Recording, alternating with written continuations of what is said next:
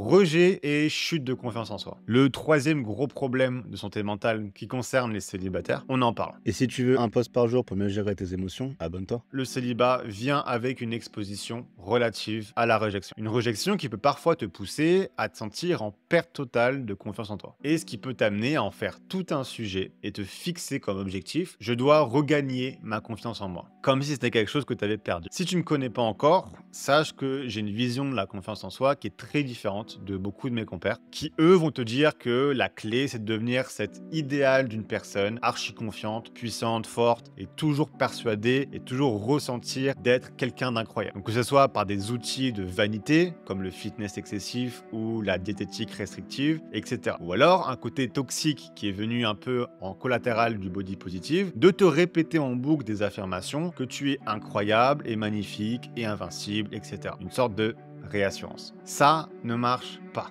Crois-moi, je vais à la salle avec les mecs les plus musclés, mais c'est les individus les plus insécures que je connais. Demande à une star idolée si elle a confiance en elle, et tu verras ce qu'elle te répond. Cette méthode de construire cet idéal d'une personne ne marche pas, en fait. C'est aussi simple que ça. Tu peux me croire, moi j'ai tout essayé. D'aller à la salle 5 fois par semaine à devenir connu, la seule méthode qui marche vraiment, c'est de t'en foutre, en fait. Tout ce que tu penses que tu peux obtenir via une éventuelle confiance en toi sera bien plus efficacement obtenu par un état d'esprit de désintérêt par rapport à cette notion tout entière. Tout le monde s'en fout de ta confiance en toi.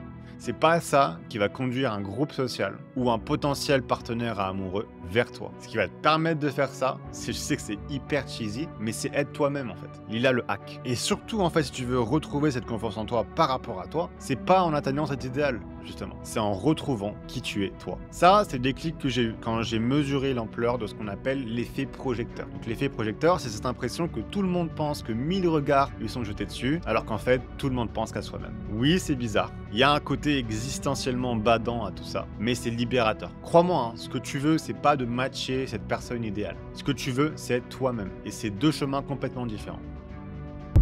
Merci d'avoir regardé jusqu'au bout. Si tu veux commencer sérieusement ta guérison, clique sur le lien dans ma description.